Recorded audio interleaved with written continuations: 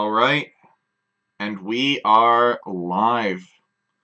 Hello and welcome everyone to this 14th episode of ScriptChat. Today is the 18th of December, 2022, and I am Tech Chariot, your host, your loyal host, as always. Every Sunday, 17 GMT, 12 p.m., whatever time it is in New York, we do this. And usually ScriptChat consists of maybe having a guest on to explain some of their work, and then a lesson from tech, and then answering questions. If the viewers come and they have questions, we can answer them. However, we're getting closer to the holiday season here. Next Sunday is actually going to be Christmas Day itself, so I think we'll probably do a very special episode of ScriptChat next Sunday. So stay tuned in the server for perhaps some more details or an announcement about that. But because we're getting closer to the holiday season, it's getting harder and harder to find dignified scripting guests. Maybe we could find a few uncivilized ones, but I would never do that to you guys. But it's getting harder to find dignified scripting guests to be available because people have got a lot going on right now, right? People are traveling or they have family visiting. So that's okay, because today we're going to continue into the second and hopefully final part of essentially making a map from scratch with no strings attached, no special tools at all, something that you can follow along with and do right with me if you want.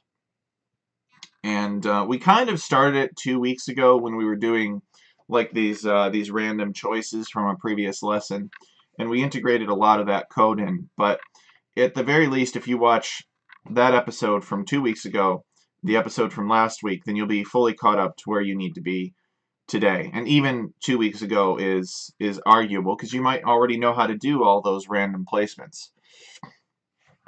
So the map, for lack of a more creative name, was Mega Random Lakes, and we're just going to continue on that today. And if you have any questions, please stop me or let me know. Or if you don't like a certain thing or you want to do something differently, that's totally fine. You know, it's your world that you're creating here in the random map scripting engine.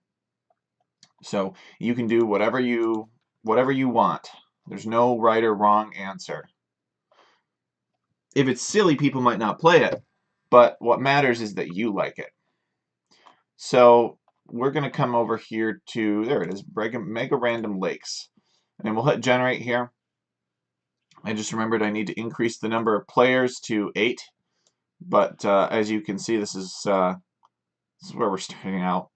Big open area, and there's a ring of unbuildable terrain around each of the trees. That's always fun, right? And then there's a path connecting the player bases. And it can get kind of a little ugly or crazy from where we left off last time, where sometimes the pathing of the path is not 100% ideal. So for instance, the path is very thick here, and I'm not really sure that there is a good way to really resolve that, because it's very dependent on connection generation. And we even went into the connection section and change terrain size to 1. I guess we could try dialing it down to 0 to see if we can get it a little bit thicker, but I don't think that that's going to work. Let's see how the path looks. I suppose that did help a little bit, but still. These connections are not the best. Maybe somebody will have an idea for how to improve them. Might be able to bump up the cost to go through various things. We got dirt, grass, leaves, etc. The higher the cost, of course, the fewer those tiles it will want to go through. But today we're mostly going to be focusing on the objects. So we got the terrains pretty much how we want them. So we'll boost that cost up. And see, it's looking a little bit better. Maybe a little bit higher of a cost. We'll keep this seed. You could spend a long time tinkering with this.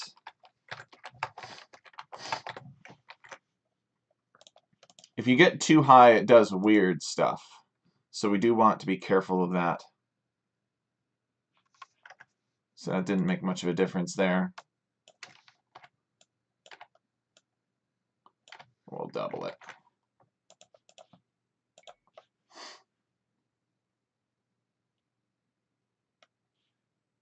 Yeah, see, and then in this case, it didn't even connect at all. So I think what we're going to do for now is we're actually just going to get rid of these connection generations. You can tinker with it yourself if you want. I mean, I can hardly resist the temptation to. You see me tinkering with it right now, even though I'm not supposed to be. Just because I can't help myself, I'm like, oh man, what if I just change this number just a little bit? Would it do the right thing? There's more advanced techniques. I said I was going to think about it last time, and I decided that those techniques are too advanced for the purposes of a demonstration today. But know that they're out there, that they do exist. So we're going to come over here and we're going to just suppress this. Oops. Just like that. And now when we hit generate, we won't have any of these paths at all. Just have these circles for the various players. The circle can kind of reveal a player's town center. And we could always change that too. If we feel like going in there with the scout, you see the circle and you know that that's where their town center is. But honestly, I think that could also be a good thing too. Like it'll be harder to lose your scout to the enemy town center fire. You'll see an area on your mini-map and you'll know that that's where his town is centered. Well, what do you think though? You can let me know. Do you think it should be like this with the circles, or do you think that it should blend in with the rest of the map? Let me know. We can definitely change it. But this area back here is annoying for booming purposes. So if we took our town center and we wanted to build our town center along this wood line, well, forget it. Can't do that. You could build the town center in the middle of nowhere. Build the town center here. But in general, you can't boom on the trees back here, which could be kind of a disadvantage. But to be fair, there are also a lot of them. They're pretty thick and vigorous and healthy. So that's fine. That will be absolutely fine. Okay. So this is basically where we're at right now, where we're going to start off. One thing that I did consider to be extra annoying was to actually make, instead of having this be mud, have this be DLC rock, so you couldn't wall to the water. But I thought that would be too powerful. So in this case, it's still somewhat wallable, although it might be difficult and or impractical. So we'll just proceed with the terrains like this. I think that this is fine. So what is next for this map? Well, the next thing that we need to do is we need to add, and you can sort of do it differently, but we're actually going to add the fish next, I think. I'd like to add not random, but neutral objects first. Now, in general, my neutral objects will not have a min distance group placement attribute to them. So they're not going to prevent other objects from spawning, but I would like to add the fish here now. So let's go ahead and do that. So we got just this basic town center here just for the purposes of seeing player towns, but we're going to come in here and I've got this commented out. I'm not going to remove it. You can keep it if you want. You can do your own things with it. Maybe you found some good values to set these to. So we're going to create object, and it's going to be shorefish. Oops. And I think that we need set Gaia object only. And then we need number of groups, and we're going to set that number of groups equal to maybe 10,000. And then we're going to do temp min distance group placement of, let's say, 4. And let's just see what this does.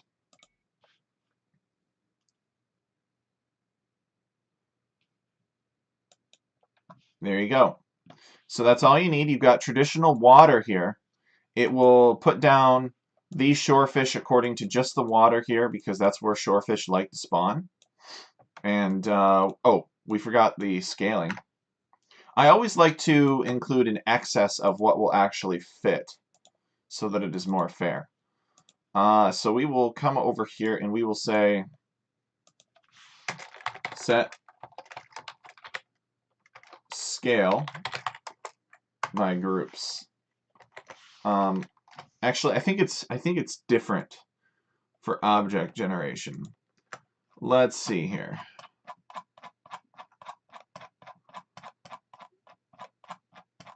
Set scaling to map size, yes. There we go. This isn't going to affect it for this one, but it'll be good to have this. It's good practice to have this terminology in here. And I think we should increase this temp min distance group placement to something a little bit larger, maybe like 6. All right.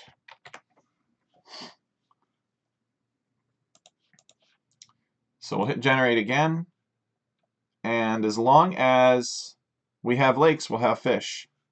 Yeah, there we go. That's a little bit better. So that's much nicer there. So we're going to call this section. Actually, we're gonna name this an entire section here. So this is going to be called lake objects generation, just like that. Okay, and then we're going to do a similar trick that we used for some of these terrains, and we're going to define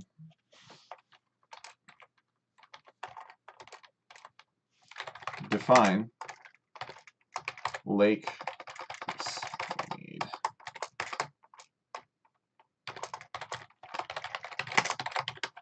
Lake objects generation, and then we're going to say if lake objects generation, and then end if down here, and then we will tab this. So we got this all nice and organized. So we can create the shorefish in this manner. Okay. So let's actually, we'll call it fish creation, because we're going to do some more fish creation here. Oh, man. Hold on one sec. Let me grab a blanket here as a pad. I've been leaning on my wooden desk, and my fingers in my left hand have kind of gotten numb from doing that. So I need to be a little bit more ergonomical. I got myself a blanket here I'll put down, and I'll lean on that on top of the desk instead. Okay, so create object, and then we're just going to create fish. Again, there's all kinds of different options here. If you want Dorado, you could do Dorado. All you got to do is go into the definitive constants list spreadsheet right here and look at fish, and well, okay, that's fish trap, but you got marlin to choose from. You can search for anything: fish Dorado, fish salmon, fish tuna, snapper, etc. So there's really all kinds of good options here. I'm just going to do fish because I'm old school like that. Temp min distance group placement of 6. All right, and let's generate it.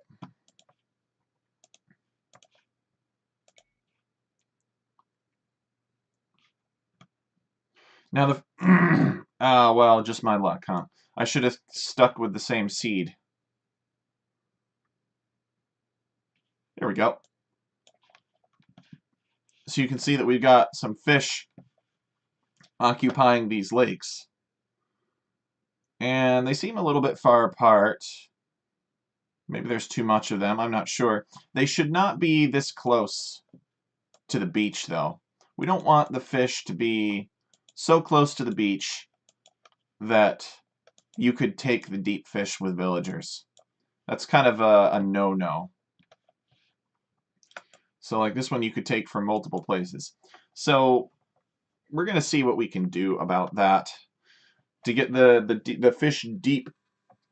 So what we will do is we will go up here and we'll create another little mini section here. And this mini section is going to be for beach placeholder, or beach objects rather.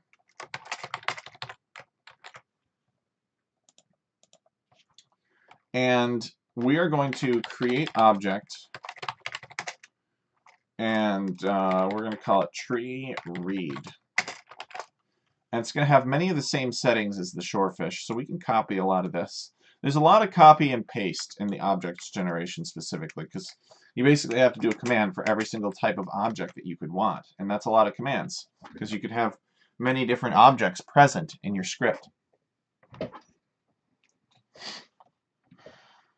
Okay, so we're creating tree read here.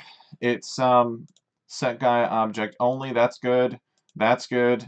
Temp min distance group placement of 6. That's also good. And we want to put it on a specific terrain type, because if we don't, it'll just appear everywhere and anywhere. So we're going to come over here. We're going to say terrain to place on, and we're going to put it on DLC gravel beach. And again, if you have gravel beach, then you can just copy this exactly. If you've got sand or you've got some other type of beach, just put whatever that beach is right here.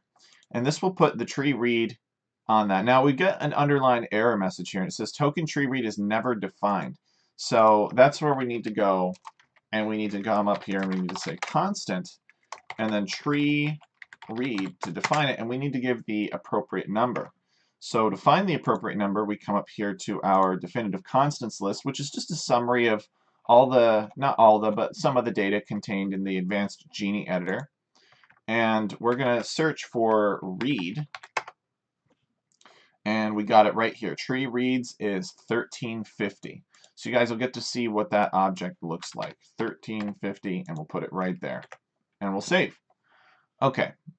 So now when we hit generate, we should have tree reads popping up along the edge of the lakes. But there are a couple more things that I want to do first. Let me actually just hit generate though, so you guys can see, we can check, make sure it's working properly. So as you can see here, we've got our tree read. It has popped up. Now we still have not solved the problem of the deep fish being too close to shore. So we will have to go and address that. But we indeed have the tree reads showing up properly. The border edges. We've got one on the island here, which is fun. We could put all kinds of other eye candy too down if we wanted to. But the idea is the same. So now let's come over here and let's do a couple of things to try to help fix this, this fish being too close to the border. So the first thing that we're going to do is we don't want the fish to be right next to the tree reed, these shore fish. So, and then we also, I think that we can control the deep fish so that they are further away from the coast. So to do that, let's come in over here and let's say avoid forest zone. And we'll avoid forest zone by 2, I think, for the shorefish. And we will avoid forest zone by maybe 6 or 8 for the fish. And it doesn't like this. Okay, yeah, no, it says are only supported in the definitive edition. Well, as luck would have it, that's the only version that we're working with. So That'll be just fine. So that'll make it so that these shorefish avoid the forest zones or any tree, including the trees that we just placed up here, by 2, and these deep fish have to avoid those trees by 8. So if we kept this seed and we hit generate, this shorefish would have to spawn more so in the middle, and this deep fish will be pushed out into the middle of the lake.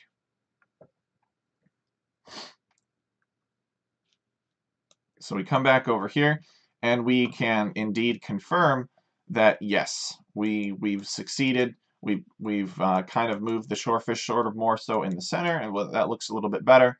And then the deep fish have been pushed away. Now we can always reduce that number if we want to. And something that we might actually consider doing would be to make that random. And what that will do is that will essentially control the amount of deep fish that are present in these ponds. It would go a little bit better with the mega random theme, and it might be a little bit more fair too. Like, could you imagine docking here, not realizing that your fish are all the way out here? So maybe we need to make that number a little bit smaller. Maybe make that number more like 6.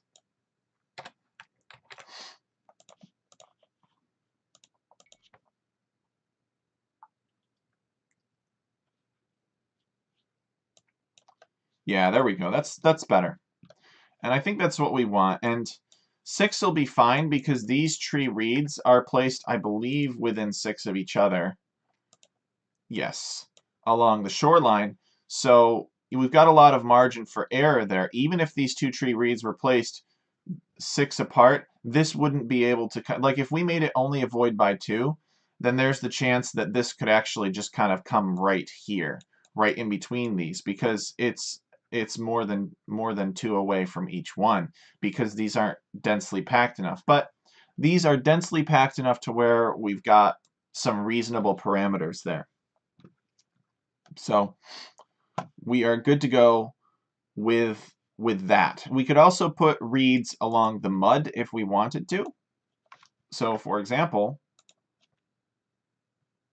let's come up here. And this whole avoid forest zone is actually quite useful in my opinion. So we could create another one, because you guys know me, there's always got to be plenty of reeds and bushes and such. And the terrain to place on for this is going to be mud. And we are then also going to add avoid forest zone, and we're going to avoid it by 3 in that case. So now this should add reeds scattered across the mud, and they're not going to be quite as dense, but they'll still be there.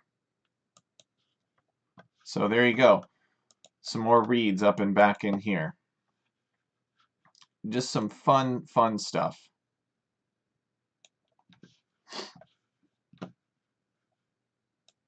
All right, excellent.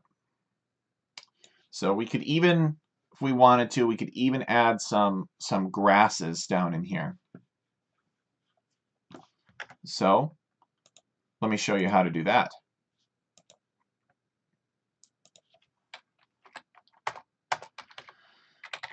So we will create object DLC savanna grass.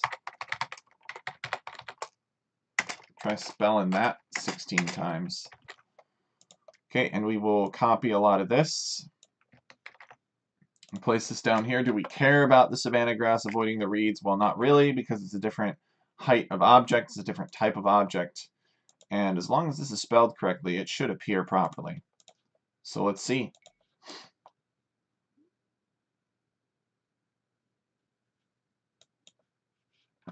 Nope, no sign of it.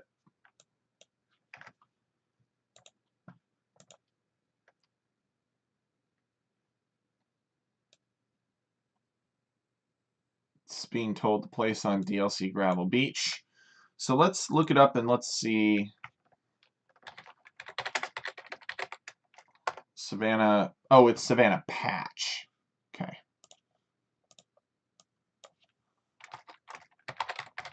There we go.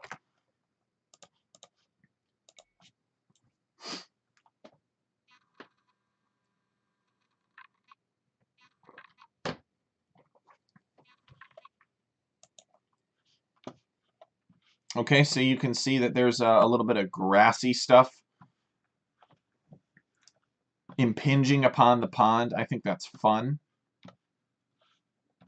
We could actually, probably, it would be more appropriate to put it on the mud, but this could work too. We could even do both. If we wanted these savanna patches or the savanna patches on the mud to avoid these savanna patches, then we would have to use actor areas, which would be a little advanced. So for now, I think we're just going to change this to mud and then check it once, half as many times as Santa Claus would check it.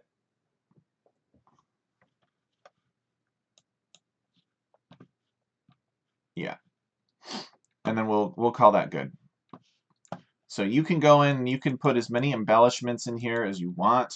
There's all kinds of dead plants you can choose from. You may have to define them yourselves, but there's a lot. If you go through here and you search for plant, there are many things that you could find in here.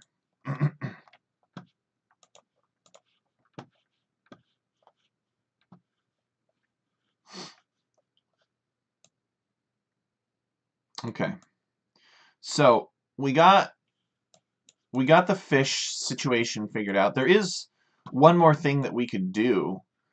We could add a resource delta to these fish if we wanted to give them varying amounts of food, just so that you guys see how that's done. So, where we're creating the fish, we're going to go resource delta. And we won't be able to inspect this in the scenario editor, so you'll just have to trust me. -50 to +50. Yeah, it doesn't like it, but I'll show you here.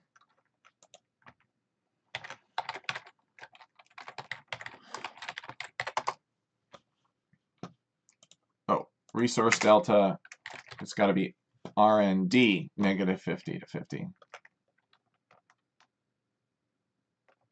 So here's an example from the Random Map Scripting Guide. Basically, you could give it 200 less or 300 more gold. That's the example. So it'll pick a number randomly in between this, in this range, -200 to +300, and it'll add that to the amount of gold contained in each gold object across the map, or that's placed with this command. So that means that every single one of these fish across the map will be the same because they're all placed in the same command. So I think we're good to go on that one.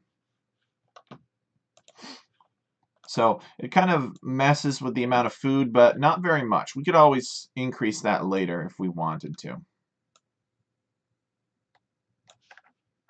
Okay. So what do we have to do next, Tech Chariot? Well, let's see. We've got the lakes figured out. There's always, oh, of course, I completely forgot. You guys. We got to have rocks. You got to have rocks. You can't have a lake in the mountains without rocks around it. How many lakes in the mountains have you guys seen that didn't have rocks? It just doesn't make sense. So, we are going to come up here and we are going to create another object. And we're just going to go DLC rock, just like that. And we're going to copy a lot of these tree read commands. We'll paste it in here. And instead of, we actually want these rocks to be next to the reeds because the reeds kind of cling to the rock. The rock is a big sheltered structure, and when the wind is blowing, it doesn't blow the reeds away. So reeds like rocks. And so we're going to place on forest zone. believe that is what we want. Yes, it recognizes the terminology. And so now we're going to put these rocks down, and they have to be placed on Forest Zone on DLC Gravel Beach specifically. So that means that we will have a rock next to each one of these reeds. So let's hit generate and see how that looks. Oh no! We've got cataphracts instead. Well, cataphracts are cool, but they're not what we want. So probably what's happening is DLC rock is not the correct thing. It's probably just rock. Yeah, DLC rock is a terrain. Silly me. Alright, so now when I hit generate, we should get the proper rock. There we go. There we go, just like that. And there are actually two different types of rocks. The other's a little bit more brown of a rock. And I don't know if it works as well for like being on the side of a lake. But this is good. So we'll go with this. Remember, this was all done in the name of setting up our water. So we've got some distinct neutral feature on the map that we wish to set up. So there it is. Generate again. And remember that we can have all kinds of stuff going on in this map. It's like we have the bigger lake variety this time. This one's a little bit more like Mediterranean. So that could be fun. All right. Now then, let's continue. So I think we're done with the lake objects generation. If we see anything later, we can always come back and modify this. But for now, let's move on. So let's minimize this, and we'll move on to what kind of objects do you guys want to do next?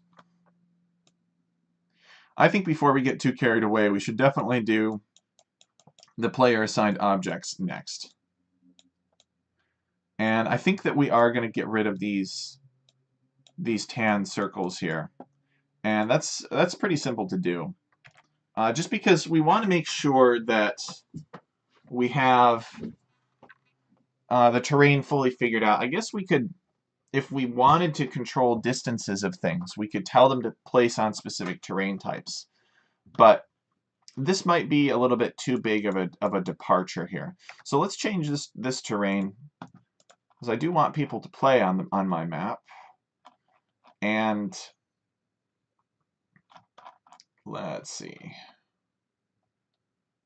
Restoring base terrain mostly.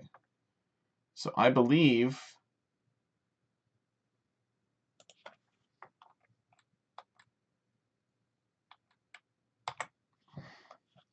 okay, we're putting the grass down and we're having it avoid player start areas. Okay, and then we're putting dirt 3 down on top of the dirt. Oh, okay. Okay. So let us come in here and we'll get rid of this. And that should do it. And then I think that we won't need this anymore, so we'll get rid of that too. And we'll get rid of this.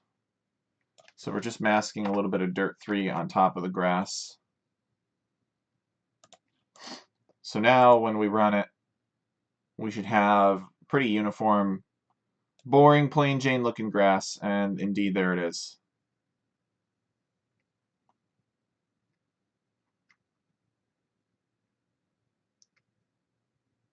Okay.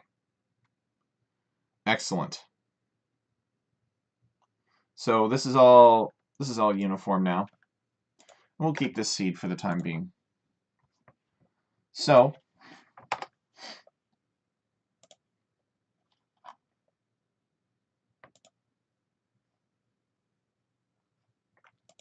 let's come up here and let's do the player objects next.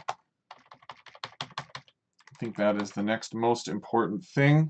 I suppose we could put generic eye candy first. Yeah, I think we'll do that. We will put some generic eye candy down, but it's not going to be. I don't know. Player objects are more important. So we'll worry about the eye candy later. We'll go light on the eye candy on this one, even though I don't normally like to do that. Resist the temptation. So we're going to define player objects generation. And we're going to say if player objects generation, then do a bunch of stuff, right? So we got end if here. Oops. Tab that in.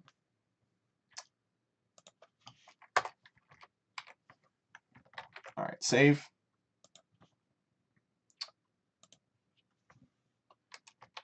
So these are player-controlled starting objects, I should say.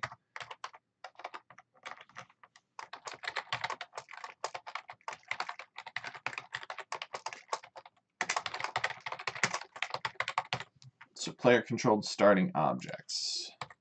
And so what? You got the town center, you got 3 villagers, and you have scout.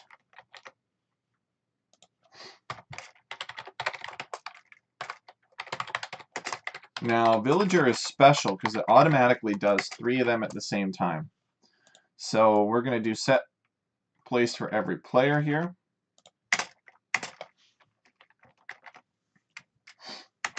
Okay, and now we're going to do min distance to players of maybe 5 and max distance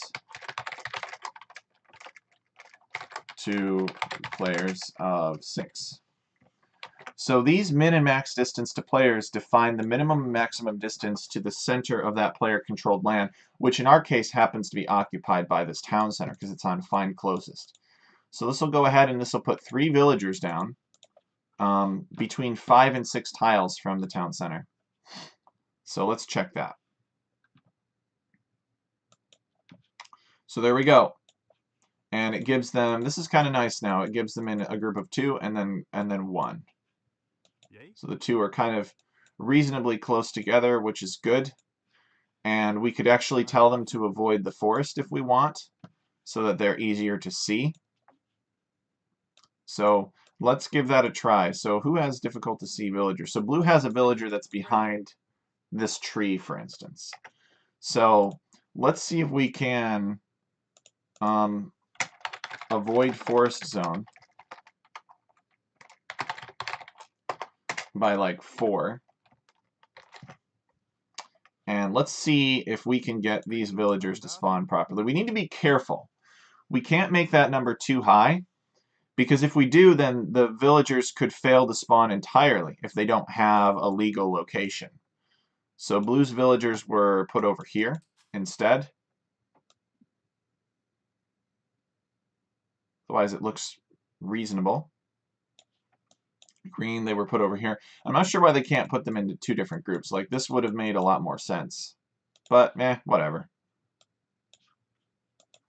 Doesn't really matter too much. We could decrease this maybe to 2. See if that's a little bit more reasonable. And then if we need more, we could go up to 3. A lot of it is just tinkering with the numbers. See, there we go. I think that looks a lot better.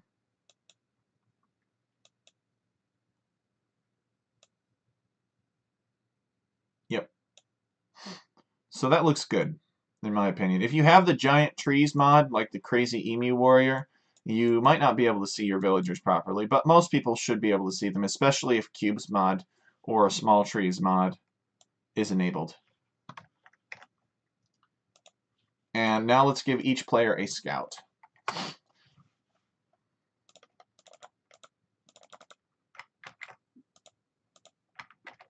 So we'll create object, and then we will say scout.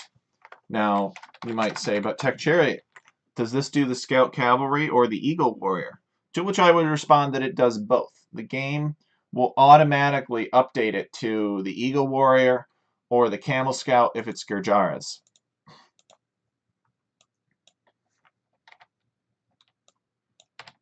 And we'll do the Scout a little bit further away. Similar avoidance to forests.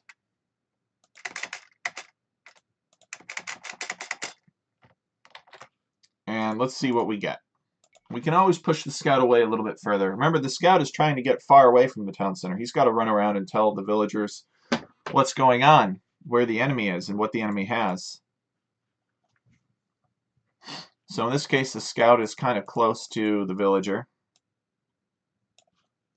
He's over there this time. We haven't built any provisions in to space the Scout further away from the villager, so you can basically be wherever. So we will space the Scout a little bit further away, I think. Maybe we'll make this 8 and this 9.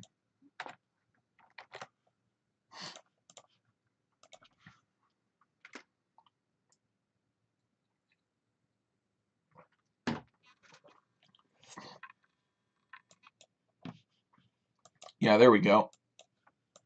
There's the Scout. Yeah, this is good. And it's not so far away that the Scout is instantly going to be able to see that there's a pond here. It's a little close in this case.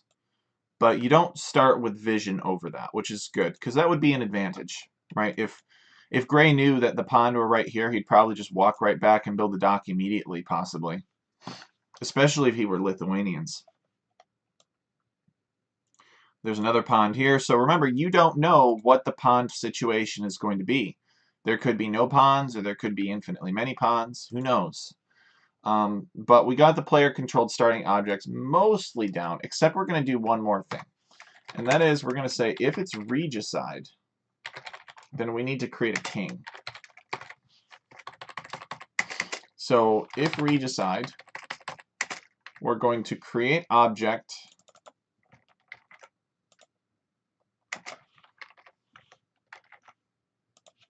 and this will start, a lot of people will start housed this way, but it's okay. We could always give people a starting house if we wanted to, but I don't want to do that. Create object king. And set place for every player is good. And we're gonna make that king as close to the town center as possible. So we're gonna do find closest. Kings should be close to safety. If you have a king and he's not close to safety, then he's not doing his job. He's being reckless. The king is an important leader in the kingdom. Without the king, the people will be lost and confused. They won't know how to govern themselves. Well, until they invent democracy. But that won't be for another few hundred years. Okay, so we've got, I think we can actually go in and select secondary game mode. And we can select regicide to see if our king spawns properly. So let's generate that. And we should see the king appear.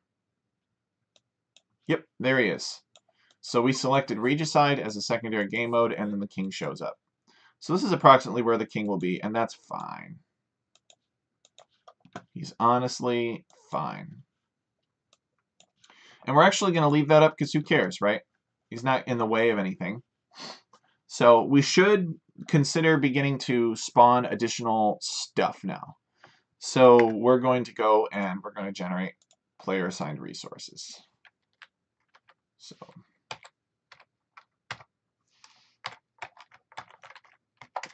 give ourselves a note here. Player assigned resources. Okay. So what do we need?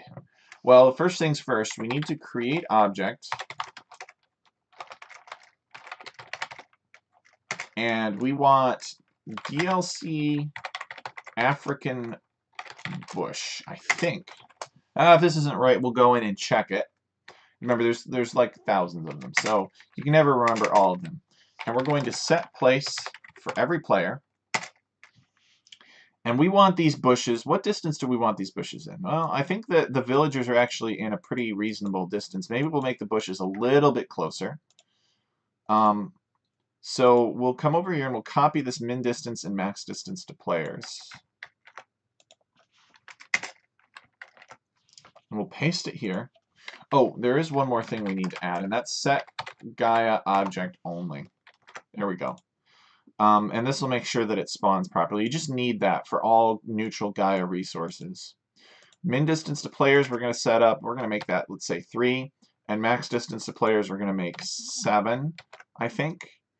And then we're going to do number of groups. And we're going to do, like, I think 5 of these. And temp min distance group placement, we're going to set it up to maybe 3. And we'll see how that goes. So every player should get 5 straggler trees according to this. And they're going to be bushes. So let's see what we get. So you'll note that these bushes do not appear on the minimap because they are placed as objects. And because they're placed as objects, you can actually just chop over them directly. You should also note that these bushes do not avoid the villagers because the villagers are placed first. So even though the villagers have an avoidance to a forest zone, they're only avoiding forests that exist at the time that they're being placed. And because these villagers are placed before the bushes, they do not avoid them. So 1, 2, 3, 4, 5, so that's good. 1, 2, 3, 4, 5, so that's good. And it shouldn't get in the way of placing houses at all. Some of these bushes might be a little bit close, but I think it's fine, honestly. It's fine. We can always go back in and tweak it later. The important thing is that all of these bushes appear and that they do not block potential house placement locations, which they shouldn't, right? You just throw a house down here, a house over here. That's all well and good. Okay, excellent. So we got the bushes down. What about bushes that have food on them? What about berry bushes? Well, to do that, we're going to copy this and we'll paste it here. And we're going to create object forage. And we will set place for every player. We'll set Gaia object only. Min distance to players is going to be, let's say, 8. Max distance to players is going to be 10. And we're only going to have one group, so it's going to have a 1 there. And we don't need temp min distance group placement. We will do number of objects. And we're going to do 5. So a group of 5 berry bushes. And set tight grouping, I think. Let me check the terminology on that. Yep, set tight grouping.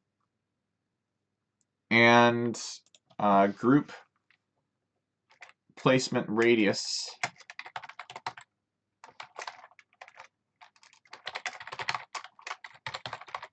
Group placement radius of 1.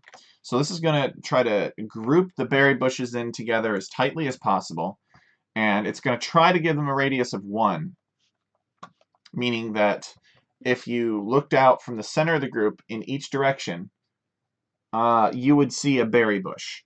It's not going to have a long string of berry bushes because that would be a long radius, and once you looked in another direction, you wouldn't see any berry bushes. It'll try to uniformly distribute those berry bushes in a circle around the center of the group. So let's see how we did here.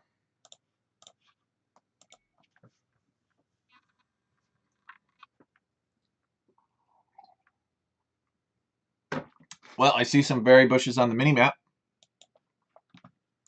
So there they are. They're a little close to the forest, in my opinion, and they're a little close to the player town center. What do you guys think, though? I think we need to push them maybe one more away and then tell them to avoid forests. We can also go on the random map thing, too, because we're not really looking at the lakes anymore. So it doesn't matter whether or not they appear for the purposes of forward bush generation. So min distance to players, we're going to push this out to 9. And max distance to players, we'll push that out to 11. And we will avoid forest zone as well. And we'll avoid it by 3. So that will make it so that bushes don't appear like right next to the forest like this. All right, let's see.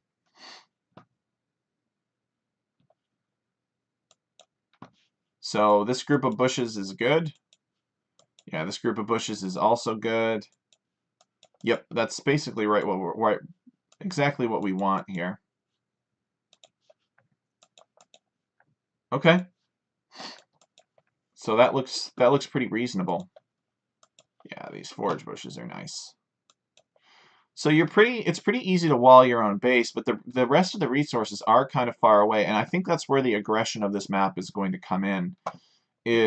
Yeah, sure, you can wall off to your base pretty easily, but you be giving up your gold in a lot of cases. And speaking of gold, that's what we're going to do next.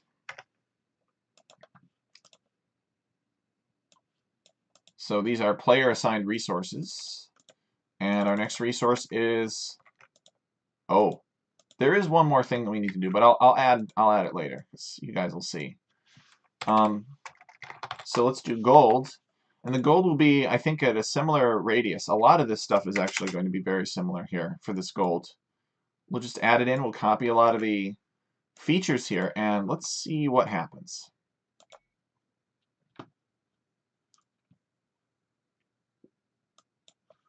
So you can see that the gold is kind of close to the forage bushes.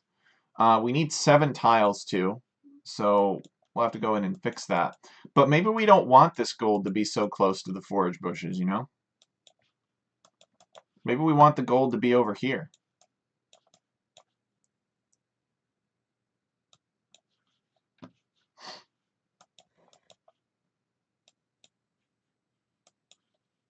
Okay. This gold is reasonably far away. See, I think that's fine. We could even push that gold a little bit further out, I think, to be fair, because that gold is kind of close. So we'll do a couple of things. We will push the gold out by 1 more, so we'll make the gold 10 to 12 tiles. That's the first thing that we're going to do. And then we need to set the number of objects equal to 7, because that's the standard amount of gold. And we'll try generating it again.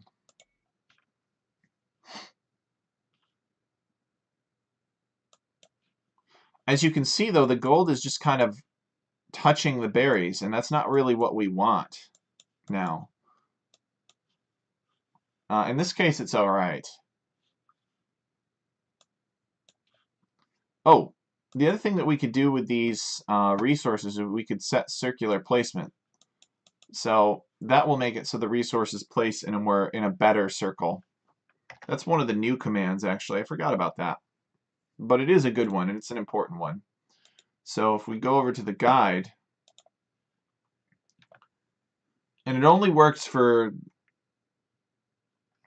this style, the traditional style. It doesn't work for actor areas.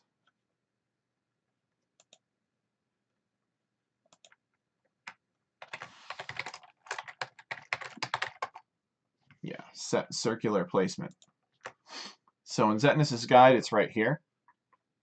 Changes min distance to players and max distance to players to use circular distance rather than square radius. This prevents resources on the diagonal from being very far away. So we're going to give this a try here, see if this improves stuff for us, which it should. And we'll do it for all of these player resources, actually. We will just come in here and we will set, after set Gaia object only, we will do set circular placement. Always good to have. In fact, they probably should have just implemented it and then given players the option to opt out. That's just my opinion. All right. So this is a new command. So this old language checker isn't going to recognize it. But it should improve the distribution of resources slightly. However, we do still have the problem of the berries sometimes being right next to the gold, because we haven't really done anything to tell them to be far apart, right? I mean, like, we told it to be circular, but who cares? I'll be circular right next to you. So we are going to have to come in here. We're going to have to start using some very powerful terminology. And we're going to do min distance group placement of 4. And that means that nothing can be spawned within 4 of these berries now. Nothing. So it's a very powerful attribute. And you get too many of these, and they're too large of a radius, you'll start failing to spawn things. But let's keep this seed, and let's generate it now. And then we'll look at red and see where his berries are relative to his gold. And we see that we did not solve the problem. Oh, it's because we have temp min distance group placement. It must have automatically changed it. Okay, now we hit generate, and we'll see that the gold is pushed away from the berries because it can no longer spawn right next to them. You know, the bigger that we make it, the further away that the gold will have to go. But then again, the further away everything else will have to go, and that could be a challenge. So that's definitely something to consider. And we'll basically give the gold the same thing. We'll also give the gold a min distance group placement. Like I said, you have to be very careful here, because you don't want to prohibit objects that you do want later on from spawning. So we give that to the gold, and then when we go to create stone, so we're going to create object stone now. And we're going to push this even further away, maybe 12 to 14. And we're going to want 5 tiles of this, and this is going to be player assigned stone. It's pretty static.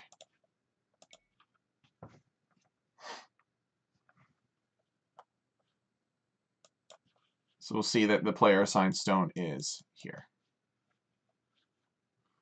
Okay, so each player gets a gold, a stone, and it looks to be reasonably distributed so far. The bores are going to be between 14 and 24 tiles out.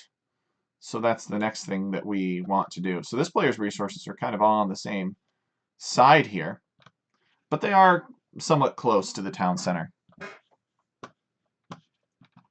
So we might consider even pushing these a little bit further away.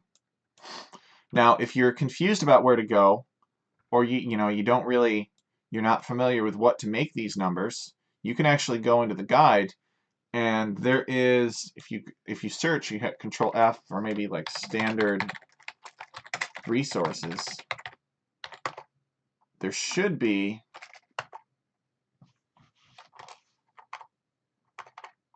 standard units and resources right here.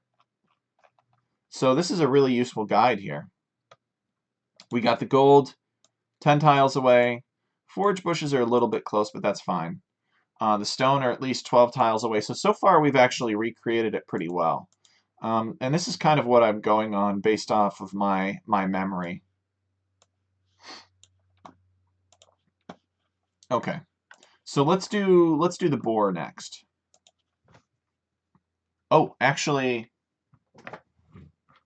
we should probably put the sheep down. We could put the sheep down. No, the sheep are technically more important than the berries, so we should put them down first. And I like to, yeah, so we'll come over here. And I like to make it so that the players are just guaranteed control of their sheep, their starting sheep. So we're going to do, actually, should we do sheep or should we do goats? This is a mountain after all. I think sheep is fine. So we'll copy this. Remember, this is a lot of our stuff that we're going to need, and then we'll just change it however we want. So set place for every player, that's good. We don't want to set Gaia object only though. Actually, you know what? We're gonna include the sheep up here because they are player controlled starting objects. So they fit into this category a little bit better. Even though they are resources and you can take them, they die very quickly. These sheep don't last long, as many of my fellow experienced Age of Empires players know. So we'll go like maybe 3 to 4 or 3 to 5. I think that's fine. We will not tell the sheep to, yeah, we don't need to tell the sheep to avoid any forest zone. Number of groups, we're going to have one group, but the number of objects is going to be 4. And we don't need temp min distance group placement, but we will set loose grouping. Actually, I think that is the default, so we'll just leave it. Okay. So we're adding the sheep in here. Sheep don't have any particular respect for where the scout is, where the villagers are. They don't care. And we will generate, and we'll make sure that everybody gets their starting sheep.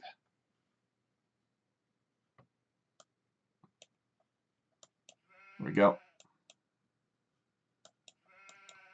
Sheep start right under the town center. That's fine. Even make them player controlled. I think we should set tight grouping though. So what do we got here for the sheep? We'll get rid of set guy object only because we want them to start under control of the players. And we will do number of groups 1.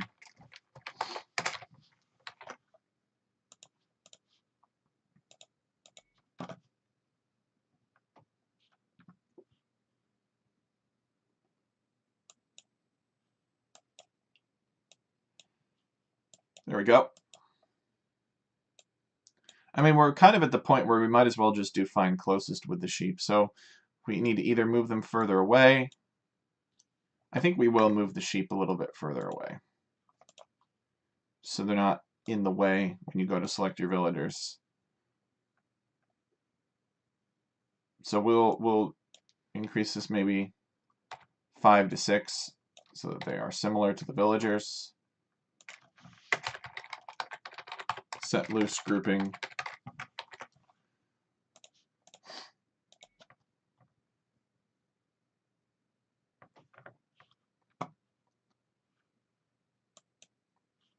Okay, there we go. Yeah, whatever. Whatever. Sheep are like that. That's fine. Could push them a little bit further out, actually. They start under player control. So min distance to players, we'll make this 7, and max distance to players, we'll make this 8. Make sure that I get the sheep exactly where I want them. I'm very picky about my sheep. You guys know me. Yeah, there they are. Yep, that's good. We're not going to mess with the sheep anymore. They start under your control, so they can be a little bit further away. That's my attitude about the sheep.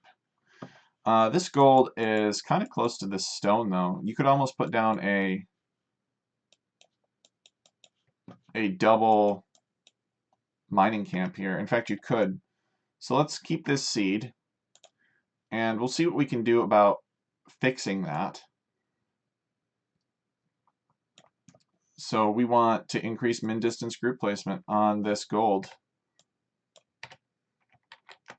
And we can increase it too on that stone. Make sure that nothing is too close.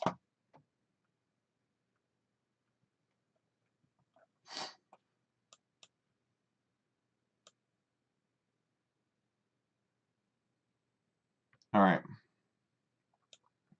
Yeah, that'll be okay. Well, the berries are a little bit tight. So let's increase the berries from 4 to 6. So we got 6, 6, and 8 there. And we'll check cyan again. And again, I'm trying to be very careful Here we go. So I don't want to fail to produce a resource, because that's a big deal.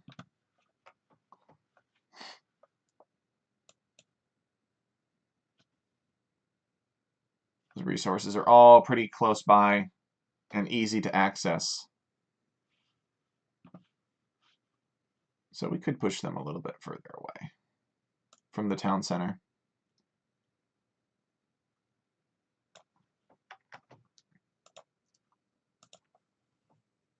I think I'm going to do that with the stone.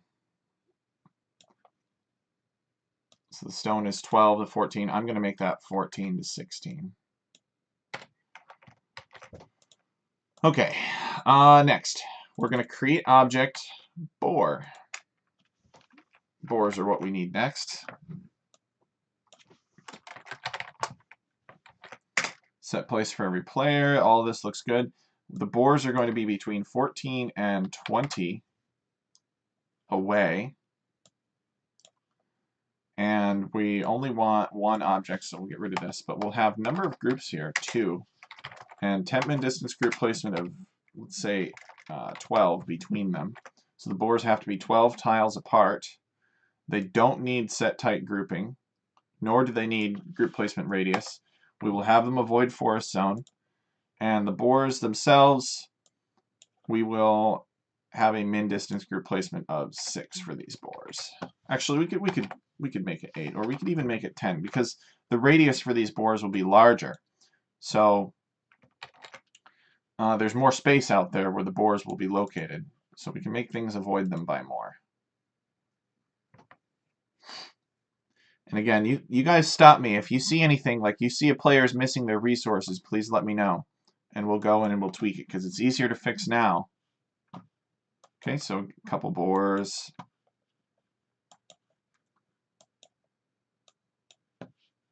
For each player. That looks good. Oh man, look at this. These players are so close together though. There's a lot of laming potential. You're gonna have to dial up the wolf population. Like orange could almost go and lure this boar here. So I think that we need to actually pull the boars closer together. To pull the boars closer to player towns. 14 to 16, and then we will have. We'll dial this back down to 8. So we don't want players to get confused about whose boar is whose. And these players are kind of close together, so it should be aggressive. Okay, so there's a boar there, a boar there, a boar here. So it looks like orange is missing a boar.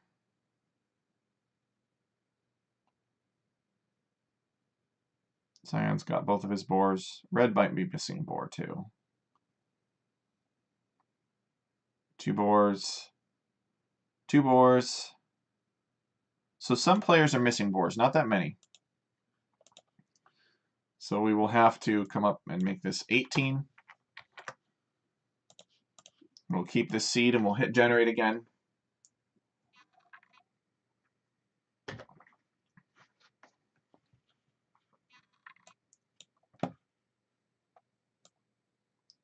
Yep. So there's a little bit of laming potential, actually. I think that I should actually replace the scout with something that cannot lame. And then we'll put, like, look right here. Very easy to walk a little bit further out and lame your opponent's boar. So I think we should have a nomad scout in this case. Or we could even have a little healing monk scout. That would be sort of fun. We could do Sean Bardai instead. I love that guy. I think we're going to do that. You can heal your villagers up a little bit better, or you can heal a drush. So it could be highly aggressive. Something that can't attack this boar. just to make it a little bit harder to lame. Okay.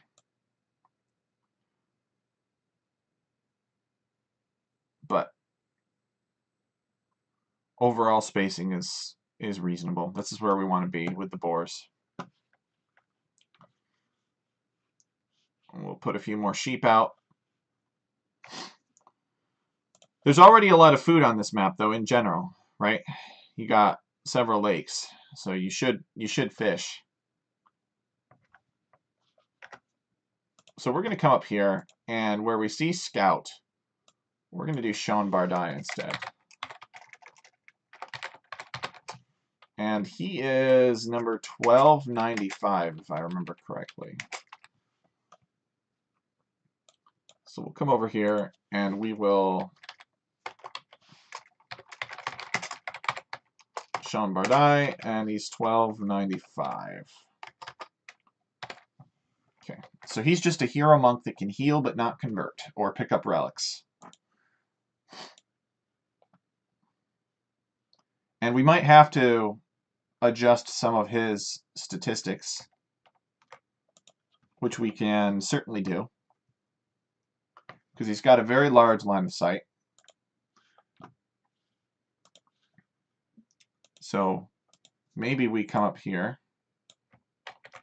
cut that out, and we'll actually do that in player setup up here. So we will define Sean Bardai.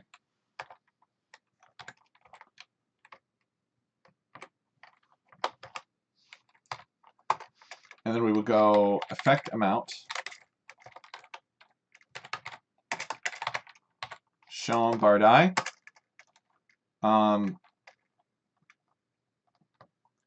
And then we will go,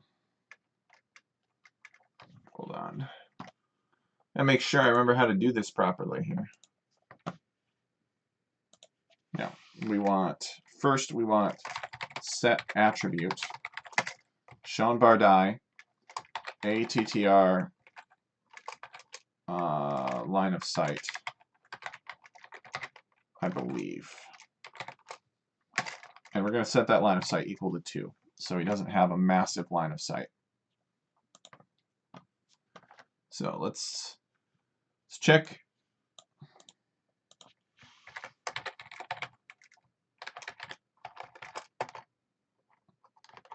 Yes, all these different attributes.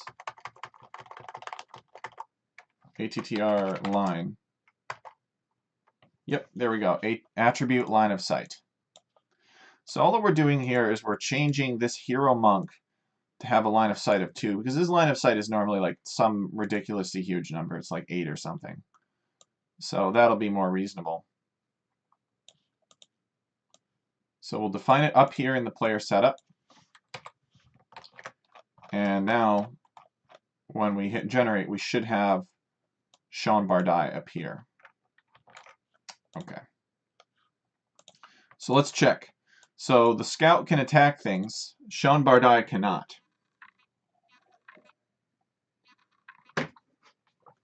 So he cannot compel... Yep, there he is. So he cannot compel boars to follow him. So this Sean Bardai is actually also really strong. He's got like 4/4 armor and health. So let's come up here and let's give Sean Bardai 9 hit points. So we'll copy this and we'll change the rules of the game so that Sean Bardai, ATTR hit points, he's only got 9. This will make him killable in the Dark and Feudal Ages. Otherwise, Dark and Feudal Age units will have a hard time killing him. Okay, so we'll just change some things about this initial scout. He's a hero unit, so we don't have to worry about messing up the game for anybody else. It's just the unit that you start with. There's no way to make more of him, so you can't really abuse it or exploit it. So where were we? Oh yes, we were on the boars. So technically, yellow could try to steal purple's boar and vice versa. But we'll have to see what happens. We'll have the guys test it. Okay. Player assigned resources. What else? I think actually, you know what? Let us make 4 boars here. Let's do 4 boars, you guys, so that it averages out. And we'll make these boars scrawny. We'll reduce them by like 140 food so that laming is less worth it. And we'll make sure that everybody gets 4 boars. I'm really trying to nerf laming here. 1, 2, 3. Where's Purple's 4th boar? 1, 2, 3, 4. So he gets 4 boars. So we're going to have to increase this window to fit all these boars in. And we could probably reduce this spacing between the boars to 8.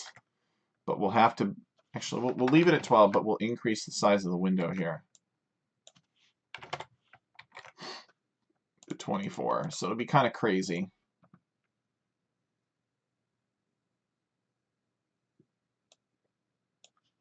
One, 2, 3, 4. 1, 2, 3, 4. 1, 2, 3, 4. Okay, so everybody's getting them. 1, 2, 3, 4. 1, 2, 3, 4. And let me know if I counted any of these boars twice. So let's think about this for a second. So 2 boars at 340 food each. So that means that you're getting 680 food off of these boars. If you have 4 boars, and each boar has 200 food on it, then that's 800 food available from the boars. And if you lost one and you only got 3, you'd only be short 80 food. So it's not that big of a deal. But lots of boars. But they're scrawny boars. They're not big boars because they're mountain boars. They're hungry. They don't get a lot to eat. Up here in the mountains, there's not a lot of food. So that's how I justified the boars are a little bit smaller, and there's plenty of neutral food generally too in the fish.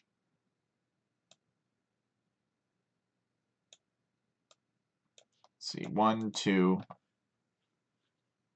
3, 4 maybe for blue. 1, 2, 3, 4.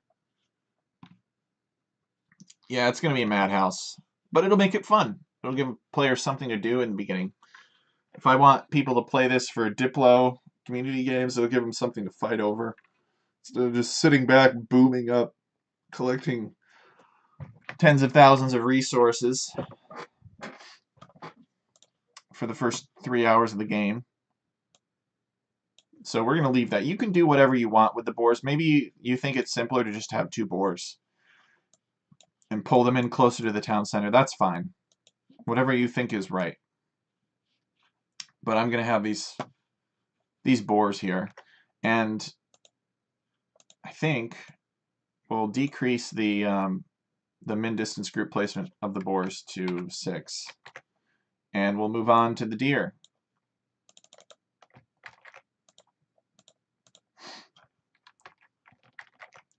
Create object, deer. And there aren't going to be 4 groups of deer. There's only going to be 1 group of deer. But that group is going to have 4 objects in it.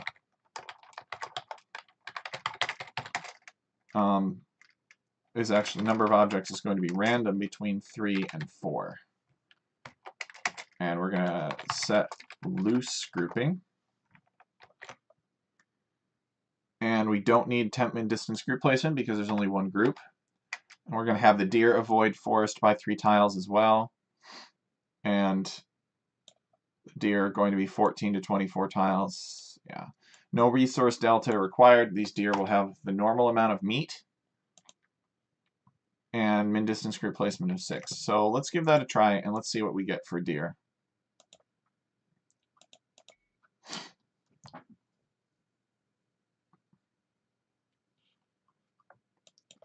So there's a patch of deer here, patch of deer here, patch of deer here, patch of deer, his deer,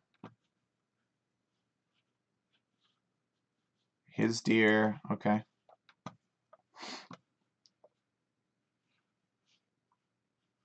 His deer, his deer. Okay, so it looks like everybody's getting their deer properly. That's good. You can see that we have more lakes present in this particular generation, and forests in the center.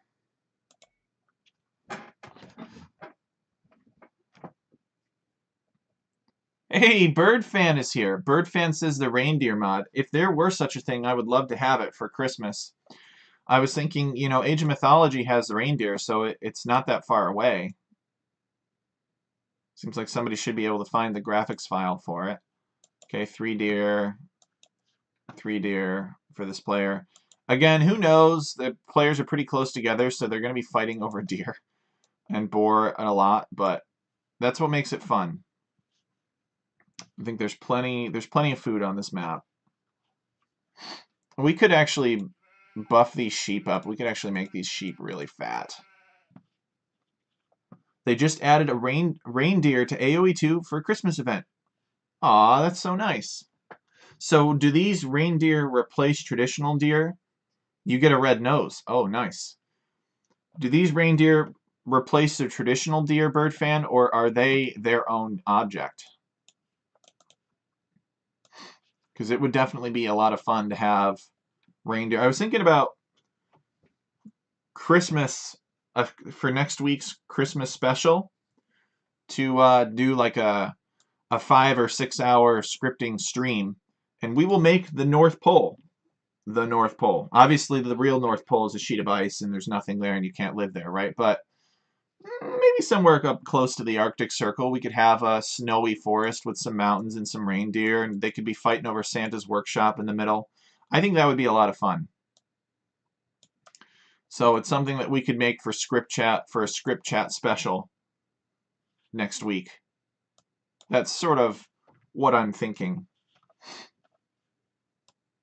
All right, but it looks like everybody's getting their deer properly, so that's good. So I think what we're going to do is we're going to actually double the amount of food on these sheep so that we're not messing around with the sheep laming. And we're just going to let it be boars and deers, because these players are really close together. Probably a little bit closer than I originally planned. So we will come over here, and where we're creating the sheep, where are we? And this will also be my way of nerfing Gurjaras too, which I hate. And because I just don't like free resources. Free resources are a lot more powerful than a lot of people realize. So we're going to do resource delta, and we'll do 100. So they'll be big, fat sheep. Get plenty of food off of them. So you don't have to worry about that getting lamed. All right, and then the next thing that we need to do are the secondary gold and the secondary stone. Now, if we look, we check the document, standard units and resources. It's a group of, so we got 2 secondary golds, 18 and 21 tiles away. So I think that we could actually probably do this in one spawn. So let's give that a try. Let's see, what's the... I guess we don't need such a big min distance group placement on these deer. We could probably just make it 3. And we will copy this over for the gold.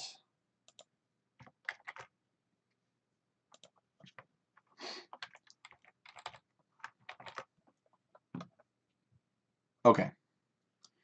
And and we're going to make these much bigger. Let's see, what did I say? 18 to 21. So we're going to come over here and we're going to go 18 and 21. And we're going to do number of groups, 2. Number of objects, 4. They need set type grouping and group placement radius of 1. And we're going to have them avoid forest by 3. Min distance group placement of 6. Yeah, that all looks pretty reasonable. All right, and we're going to see if we can get those secondary and tertiary golds to work out. We might need to bump this up to a little bit more, but we'll see. This is totally not how I normally make maps. I usually flood them with active areas. But that's all right. Okay, so this player has 2 golds there. He'll have to be very defensive of this area. But it looks like that we are getting the golds properly, which is good. Again, players are closer together than I sort of originally realized they would be. So this will be a pretty aggressive map, I think.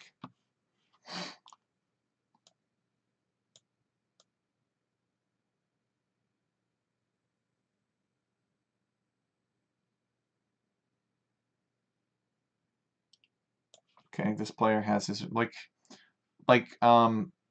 yellow's secondary gold is here, and purple's secondary gold is here.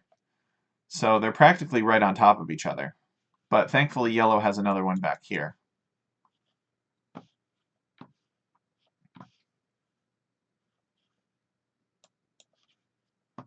Okay. It'll be less aggressive, I think, for 1v1s. So that's good, actually. I like that. Let's go in and add the stone now.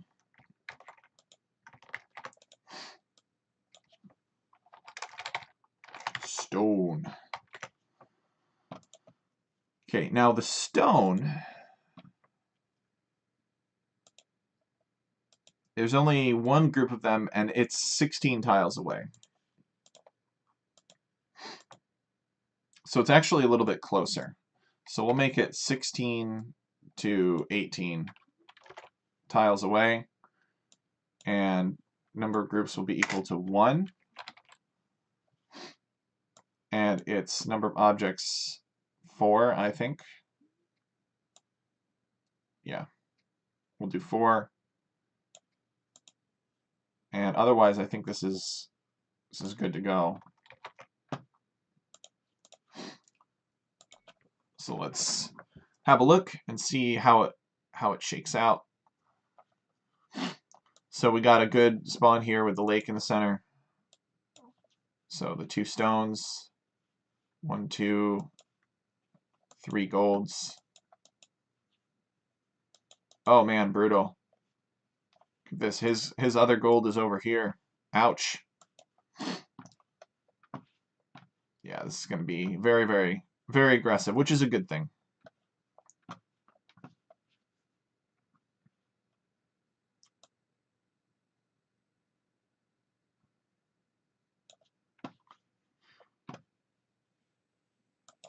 One, 2, 3, and 4. 4 scrawny little boars. But they have fewer resources. Nice. Alright, I'm going to step away real quick, and when I get back, we'll do the neutral resources, and I think we'll be pretty much good to go. The map will be completed soon. So I'll be right back.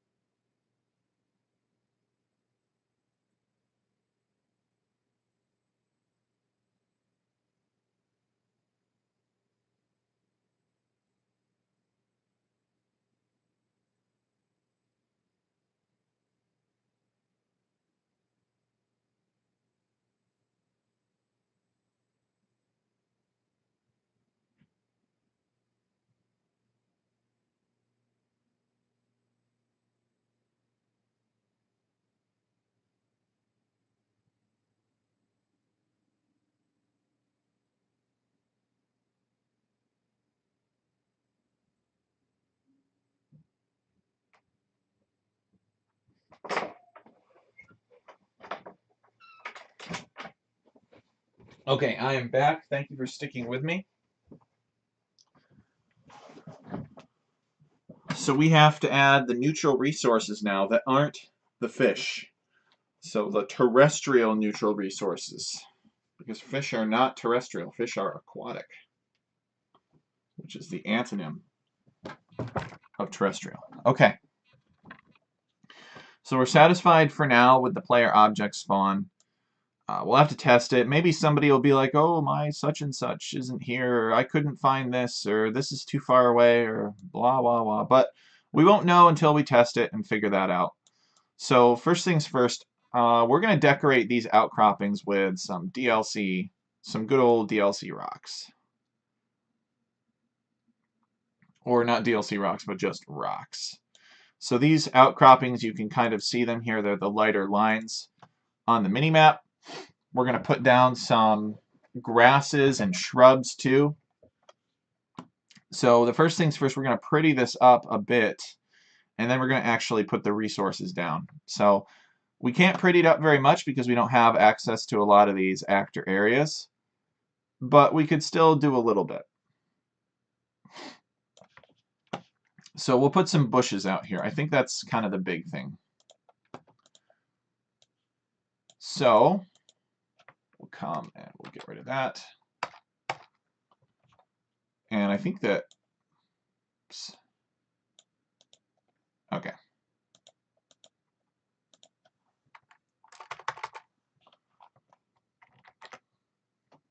So we'll add another section and right below the player objects generation.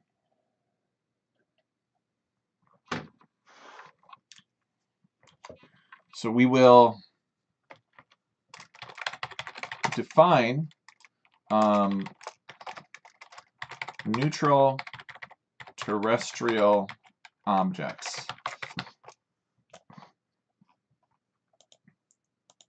I guess we're technically placing some terrestrial objects up here, but we won't worry too much about it.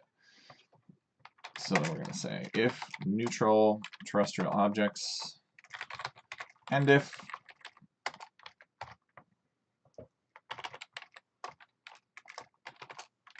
and then we're going to do decorations first. Okay. And so we're going to copy this. So where we were creating the tree reeds, except we're not going to create tree reeds, we're going to create DLC African bush. The reeds are for kind of swampy, wet areas. And instead of placing them on gravel beach, we're going to place them on DLC rock, which is the terrain to place them on. And we're going to keep everything else the same. Set guy object only, number of groups, 10,000. We're going to scale them according to map size. And they're going to be spaced 6 apart from each other. And they're just going to be placed on these outcroppings. And we're going to see how that works for us. Because you can't build on these outcroppings anyway. Nothing happened. What the heck?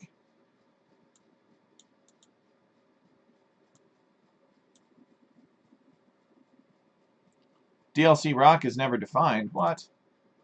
Well, we're definitely putting down some DLC rock. Where is it? Yeah, when we create these neutral forests. Aha! I know why.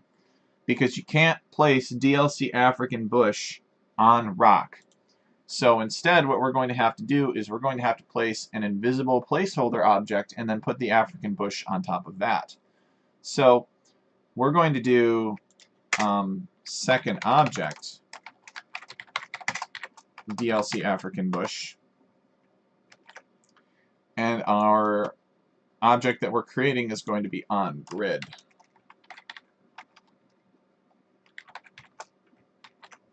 So on grid is just simply our on grid placeholder. So we'll come up here and we will constant on grid, and we will define that as number 278. That is a dead fish trap. And then we need to add another line of code here. Effect amount set attribute on grid attr storage value, and we're going to set that equal to 0. And that'll basically remove all of the it'll basically set the amount of time that it takes this on-grid placeholder, which is the dead fish trap. It'll set that amount of time equal to 0 for it to decay fully, right? Because when you finish collecting from your fish trap, it leaves a dead fish trap, and that decays over a certain amount of time. This attribute storage value affects the amount of time that it takes that dead fish trap to disappear.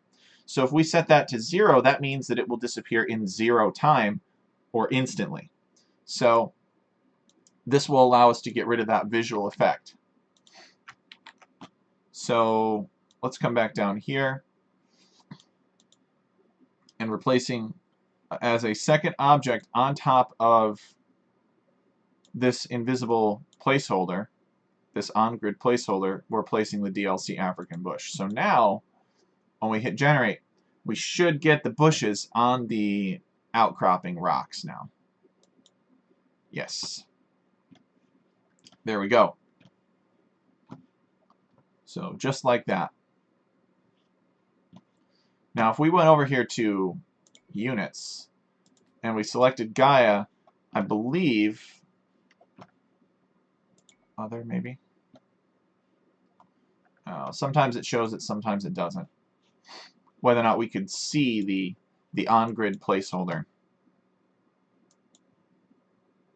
Okay. So now this. We're going to also use the same trick, and we're going to place just regular rock. Just like that. And it's going to be spaced the same amount, but we're going to tell it to avoid forest zone by 2. So the rocks are not right next to the bushes necessarily.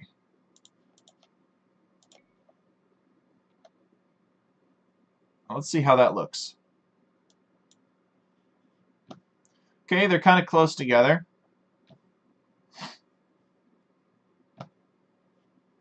But you couldn't build there anyway, so they're not really, they're not blocking anything. Just a rocky area.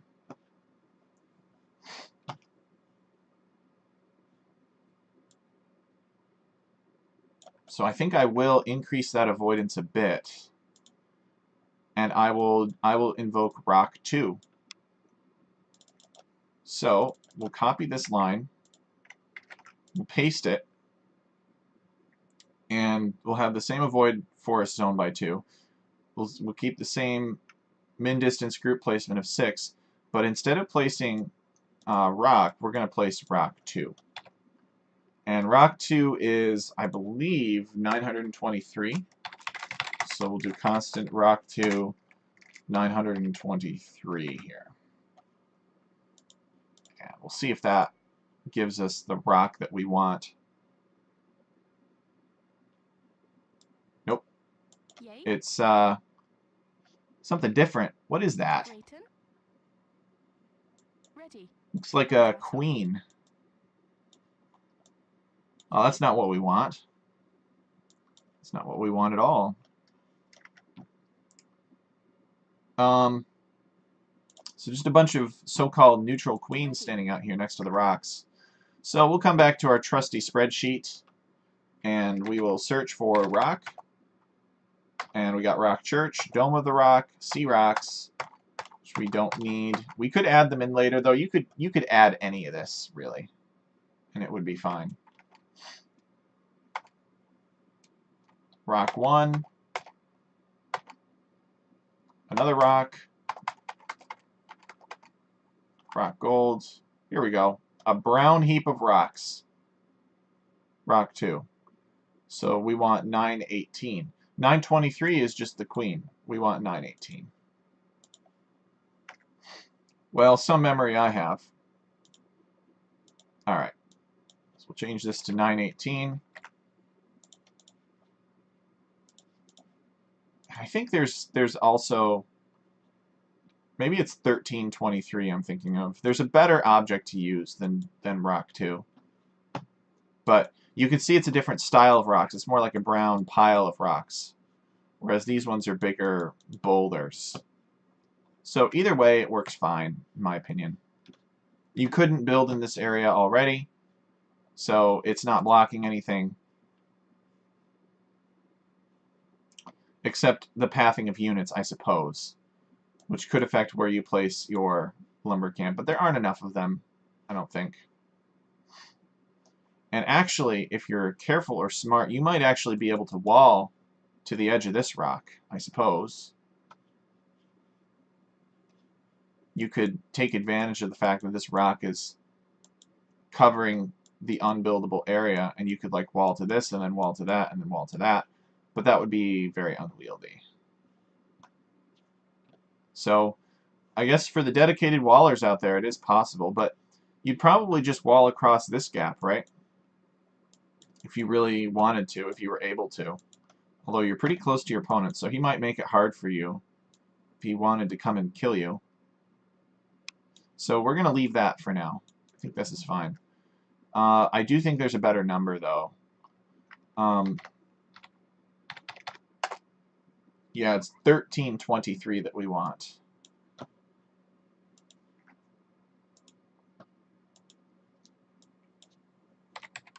So that's where I was getting the 23 from.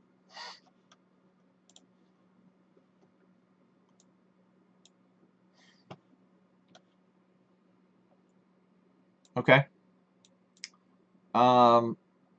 We'll just generate so you guys know I'm not making stuff up.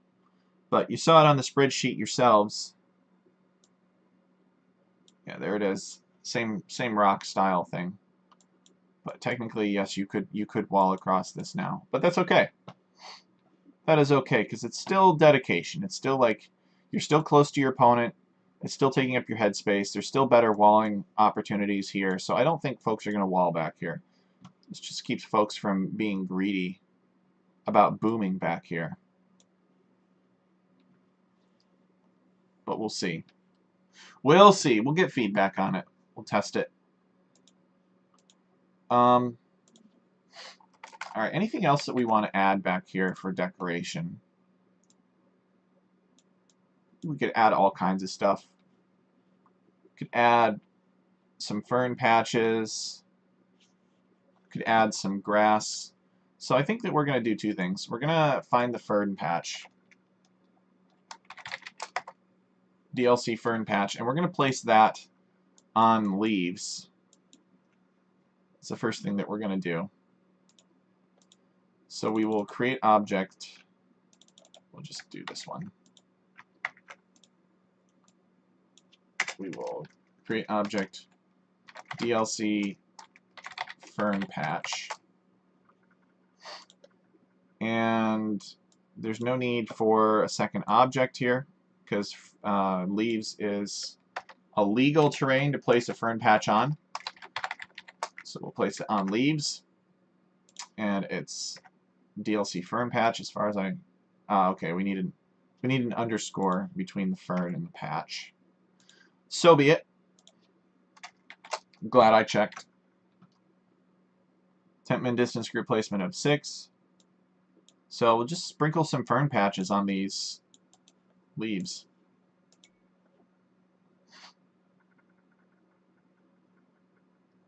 Spaced 6 apart. Plenty of ferns back there. Okay, that does look good, I think. Sometimes less is more. It's hard for me to admit that.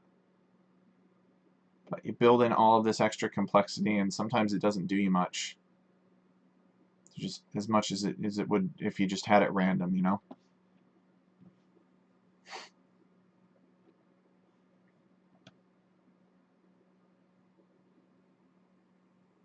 Okay. And then we'll add some grass patch. Grass green, right there. Alright, so we will 1358.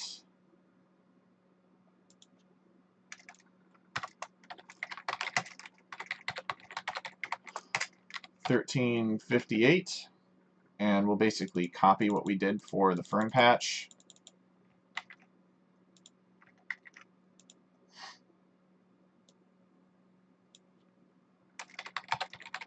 And we'll put an underscore here for good practice. It's a little bit easier to read.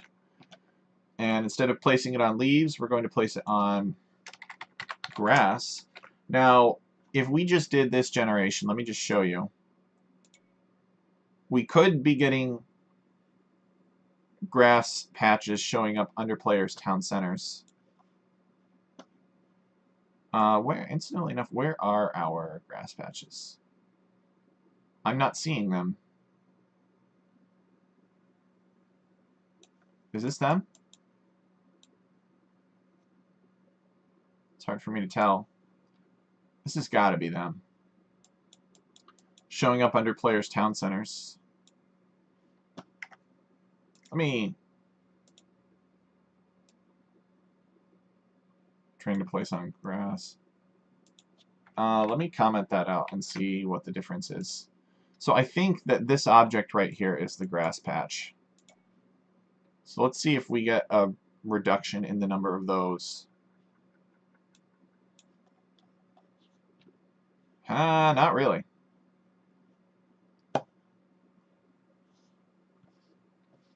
So maybe that object doesn't work. Should try finding another one.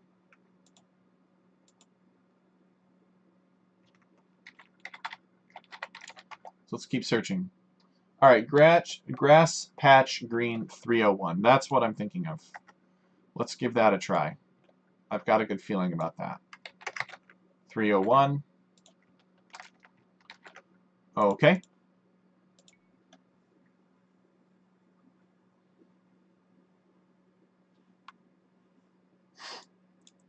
Yes. Perfect. So that will extend to the town center here. But I guess that's not too big of a deal.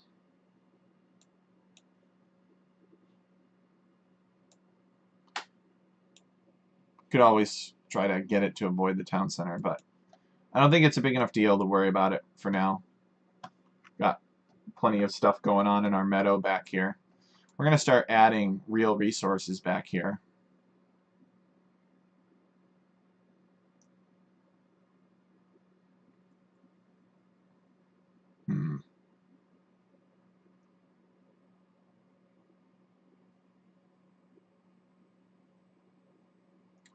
Could add some deer back here.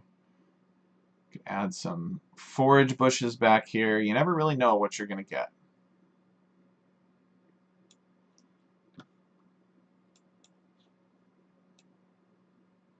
Although this is the flat variety.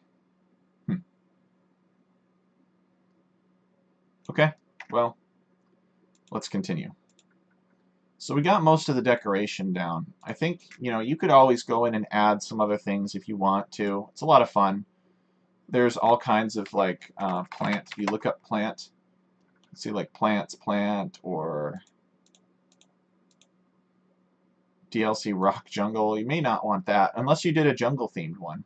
Plant jungle, plant underbrush, plant. There's bush dry, shrub green, shrub dry, weeds, dead, flowers. So there's really all kinds of stuff that you can do. We could add butterflies. I'm not going to add butterflies now, though. I think I'll keep it simple for the time being. If I had my spreadsheet and I were doing this like a proper Tech Chariot map, we'd be using all of them. But it's a lot of work to program in all that stuff, unless you have the process automated somehow. Okay, so let's add some neutral resources now. So we're going to come here and we're going to say neutral resources. And we're going to place these neutral resources on grass, actually. So a lot of this stuff is going to be good. So we're going to create object, and we're going to create some neutral forage bushes. we're going to place it on grass, but the big thing that we need here, and we're going to have a large temp min distance group placement, perhaps something like 18, and then we're also going to have a min distance group placement of something like 4, so that these neutral forage bushes that we put down are spaced 18 apart from each other, and then anything else that gets placed must avoid them by 4. And we'll see how that goes. We'll actually make this 6, I think, because we're going to do forage, we're going to do gold, and we're going to do stone. We're not going to do deer, I don't think. So I think we've got enough huntable resources for those civs that like deer. Okay, so the problem with this, though, is if we generate, technically we have grass anywhere and everywhere, right? So we could, although it might be unlikely, we could generate forage bushes and such that are too close to the player town. So it looks like we are generating some forage bushes out here on the grass. We want to make the number of objects equal to 3, actually. But it looks like they are showing up, so that's good. But I think I'm going to do one more thing. I should be able to introduce a min distance to players so that they don't try to impinge upon the player towns. So let me show you. So let's paste this down here, and we'll comment that out for now, because we don't need it. But instead of temp min distance group placement of 18, let's do 1. And let's do no min distance group placement of 0. And let me see if I can illustrate what's going on here, or what I think could happen. So we'll generate, and we're just going to cover all legal areas of the map in, yeah, there we go, in forage bushes. So as you can see, we got forage bushes basically that are allowed to come in close to the player town center here. Now, there are neutral places out here where they're allowed to spawn, but they're not allowed to spawn too close to these boars or too close to, you know, any of these resources. But they're sneaky, they're insidious, they're making their way in here.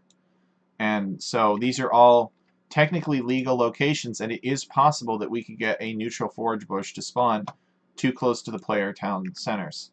So I think if we include this max distance to players of 24 here, we can prevent the forage bushes from being too close to the player town centers. So after min distance to group placement, we'll just put max distance to players 24, and we should be able to confirm that these avoid the player starting areas now by 24. So we hit generate, and oh man, they don't respect it. They don't respect it. That's the problem these days with map scripting. There's no respect. Did I save that properly? Alright,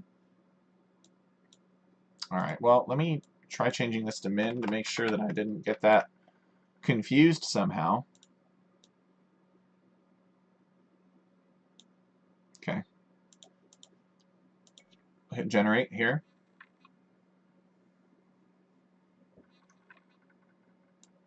Okay, there we go, actually. That worked.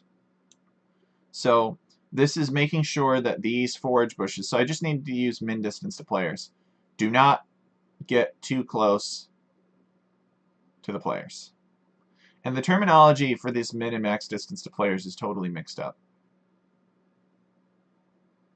But that's the idea. And we'll bump that out a little bit more. We'll probably make that more like 28. And after 28 tiles, people start not counting. And we could also do set circular placement like that. so that instead of this being a box, this is a circle. There we go. So we still got the berries here in the center, but that's okay because there's also no lake in here. We could bump that up a little bit if we wanted to have a good intercept, but this is fine. Remember, we're not actually gonna, try generating this, although that would be pretty funny to just have this many berries on the map. But now you guys kind of understand where I'm coming from and what I'm nervous about. We got to make sure that these berries don't get too close to the town center. So I think we're going to push it out just a little bit more.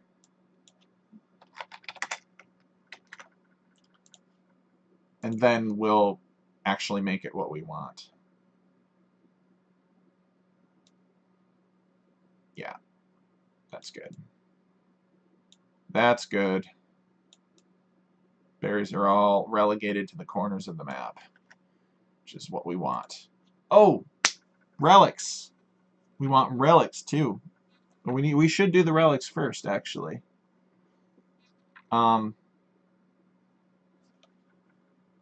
So we're going to change this from forage to, how could I forget about the relics? The relics are like the most important thing.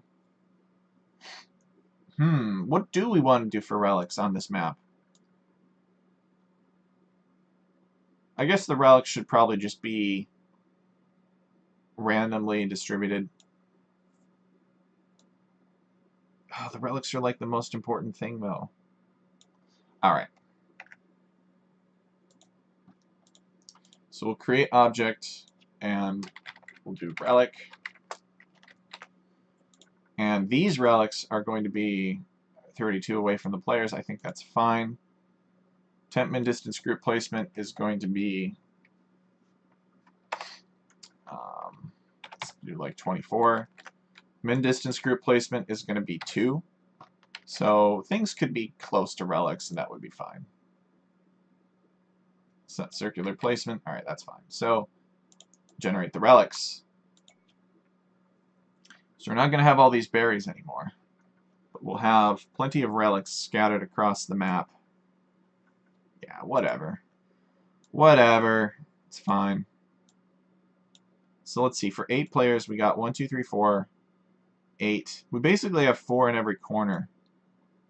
So that means that we have 16 relics for 8 players. Each player gets about 2 relics. That's right. That's about right. I'm fine with that. So now we'll come over here and we will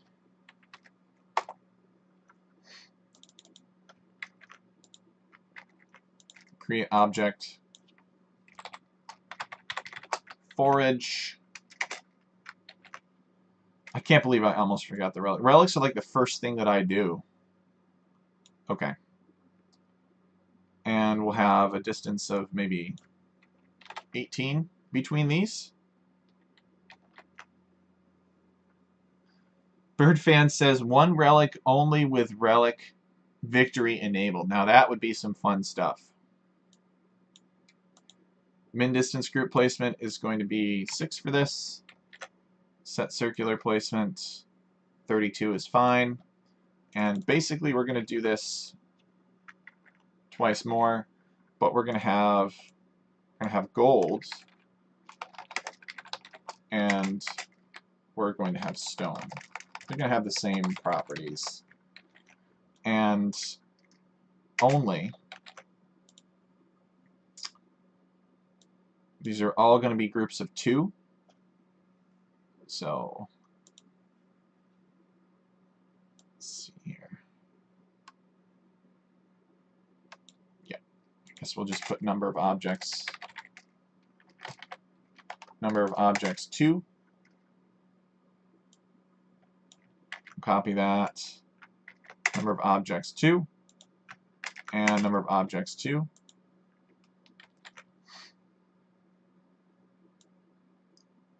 We'll put that after the scaling. I think that's more appropriate.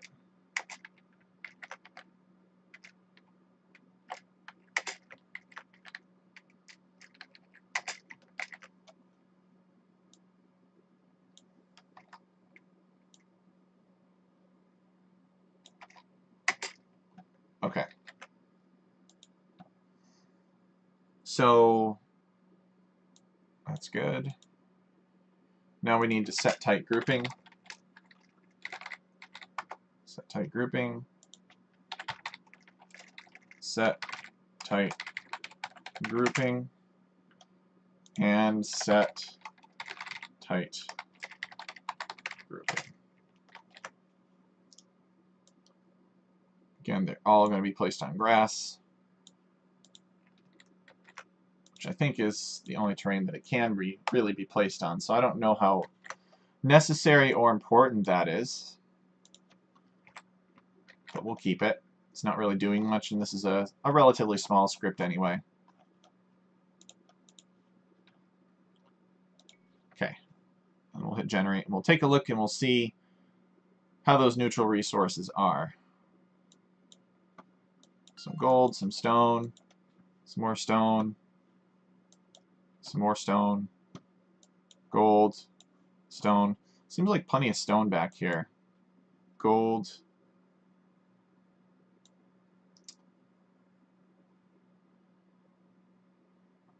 We could put wolves back here. I don't know if I want to put wolves out, though. It's already dangerous enough as it is. Your opponent can get back here and raid you. So if there are no wolves, then players can head back here. I don't think I'm going to do the wolves. This is a pretty tame mountain lake area. So you could have a monument in the middle. You could just have straight up land. Actually, if we did King of the Hill on this, that could be a lot of fun.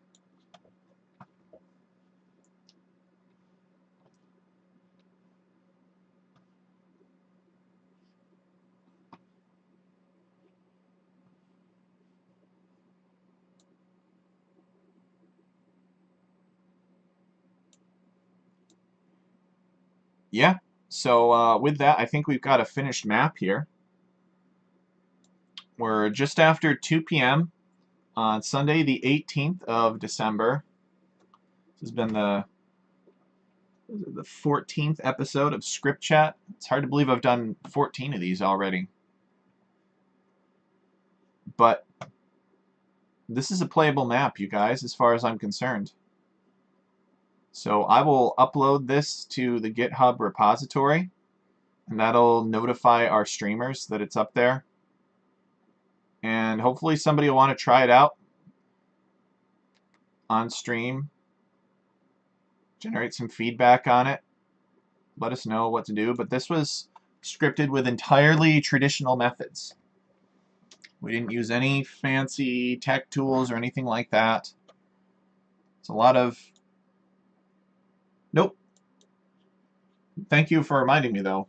I should nerf trade, but I won't. Because it would not improve the quality of the content. Wouldn't improve this presentation. Unless you guys want to see how I do that. But I don't think anybody does. But I will nerf trade before I release it.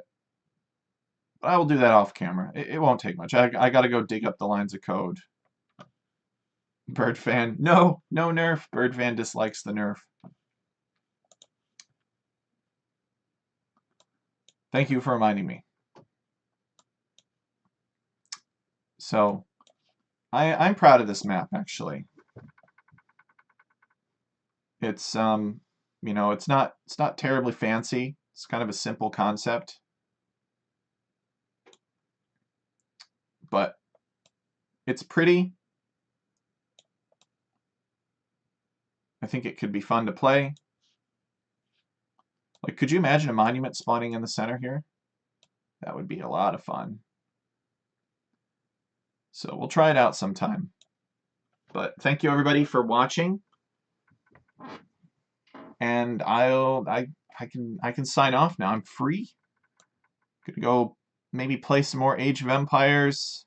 Maybe continue to develop my scripting tools. My scripting tools are going to be so useful when they're done. It's been slow to develop them, but I know it's going to be amazing. We're going to make really, really cool stuff. This is a map that you could make easily, but maybe after I release some of my scripting tools, you'll be able to make even more advanced stuff beyond this. And that should be pretty exciting. So a lot of good things happening.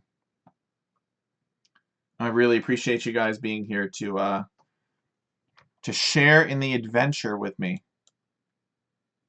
So hopefully you learned something. Next week we'll do the Christmas special.